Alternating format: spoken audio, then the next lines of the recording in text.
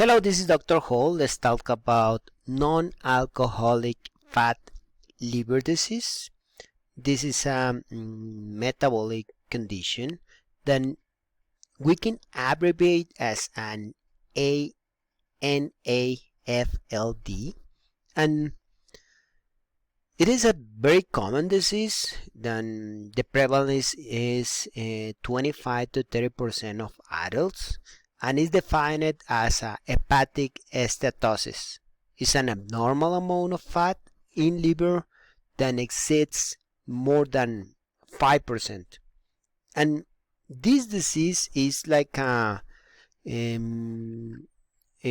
cousin or related with metabolic syndrome with obesity, with dyslipidemia. So it's important to consider by an exercise professional, because there are many people with this condition that have sedentary behavior. Only 20% of the non alcoholic fat liver disease patient or clients are physically active, and they have a lot of barriers to do physical activity. Like, for example, sometimes clinician doesn't provide enough guidance to exercise. Sometimes the lack of exercise resources. Sometimes they said, I don't know how to exercise. Being active is painful, and the leadership of someone like us, exercise professional, can be beneficial.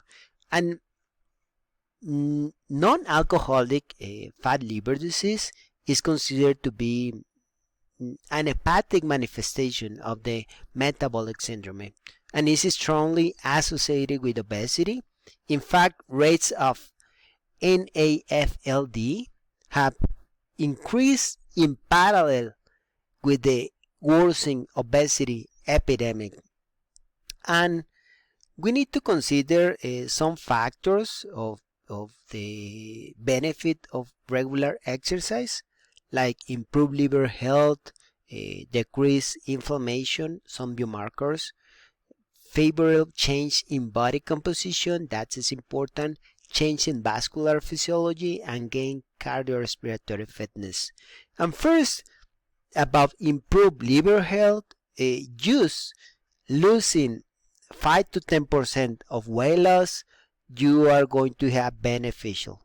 But decreased hepatic steatosis up to 10% reduction, even without weight loss, just doing exercise, because you're going to have less liver inflammation and less liver scar tissue when you exercising.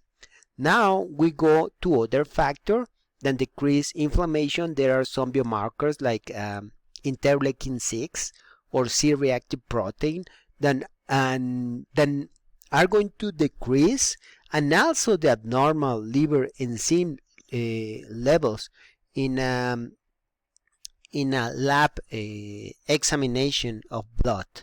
So we have another factors about this disease that are the favorable change in body composition, just modest, as we told before, less than 5% are beneficial, especially in visceral fat. When we do exercise, we promote that circumstance, and related to change in vascular physiology. This is an important factor because in here blood vessels become less stiff, and endothelial dysfunction is a predictor of future CV events, cardiovascular events, and is important in this change in vascular physiology. About the role of exercise professional when people become with more gain in cardiorespiratory fitness, this is beneficial because just 10% of gain in VO2 max, people is going to reduce 50% reduction in mortality with this disease. Now we're going to analyze the summary of ACSM FIT recommendations for non-alcoholic fatty liver disease. Aerobic is the most important. We are going to consider resistance and flexibility. There's not a special guidelines of the American College of Sport Medicine in frequency, intensity, time, and type. Uh, but the information in here is based in evidence, research, in science from more than 20 controlled clinical trials with these patients. And let's see.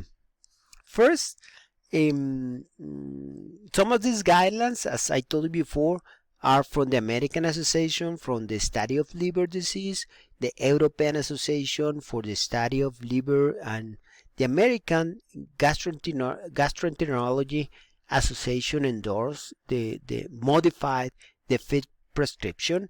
But aerobics for 3 to 5 days weekly. The intensity is moderate to vigorous, and the type can be different according with the patient choices, and but people should do at least 30 to 60 minutes of exercise. Anaerobic exercise is more related to the older adults in the condition, but in here the most important is when you do exercise to improve endurance. This is more important beginning in that way. Now we're going to check another modalities like flexibility, but there's not a specific flexibility recommendation um, for this kind adapted for this kind of disease, but we will check other modalities like HIIT, yoga, Pilates, and we can say that the HIIT, high intensity interval training, is emerging data suggests that HIIT is an effective aerobic training and more time efficient because you just do 15 minutes of exercise then and you complete the aerobic fitness. But good individuals with non-alcoholic fatty liver disease, it's important gradually introduce HIIT to minimize risk of injury. Yoga, for example, provides additional mid-body benefits. Some studies have shown a reduction in liver fat with as little as 3 months of regular exercise. Pilates is another modality. A small pilot study suggests that Pilates can lead to body weight and liver fat reduction in as little as 8 weeks. And we need to check in here because sometimes the non-alcoholic fat liver disease is linked with other chronic disease like as diabetes, hypertension, kidney disease, and we need to consider that when we design our exercise program. And sometimes, many times, these patients they have sedentary behaviors. We talk of this before that only 20% of these patients are physically active, and sometimes you are not going to start with a complete session of time. Sometimes you need to do short walks and circuit training workout to combine the duration of the session. There are many exercise barriers in here, but we need to consider in here that they have pain sensitivity in this disease, or hyper or sensitivity. So when they exercise, they feel more fatigue, and they can have another issues. So use a rate perceived extension or bore scale to analyze the intensity. This is also that it can be recommended in this patient. Now we're going to go for the measuring success. Sometimes with this patient is hard to weight loss, because less than 10% of the non-alcoholic fatty liver disease patient achieve weight loss, but there are other possibilities to focus in short term, then they can provide a positive feedback, like for example the clothes fitting differently, the resting heart rate going down, and if the patient have more stamina before exercise, and according with the quality of life, if the patient is feeling better in general with the exercise program, so we can use that. Now we go to the to other factors more than exercise, because if you have unit diet, weight loss, and medication, obviously is going to be more effective for this disease. Now we're going to talk about commonly prescribed medication for NALD, and we have two medication in here, the pioglitazone and the vitamin E. We're going to talk about a little bit of each one, because the pioglitazone is recommended some of doses of 30 milligrams daily, is an anti-hypoglycemic drug. Use it in diabetes as well, that leads to hepatic steatosis reduction in 35% of patients. It's very effective. It is very effective. No change in liver scar tissue, but your client patient may develop hypoglycemia follow exercise. So we need to consider that when insulin sensitive, it is improved in the muscle over the time. And as a key point, even through the risk of hypoglycemia, following exercise is low. And it's still important to watch for this hypoglycemia as a secondary effect.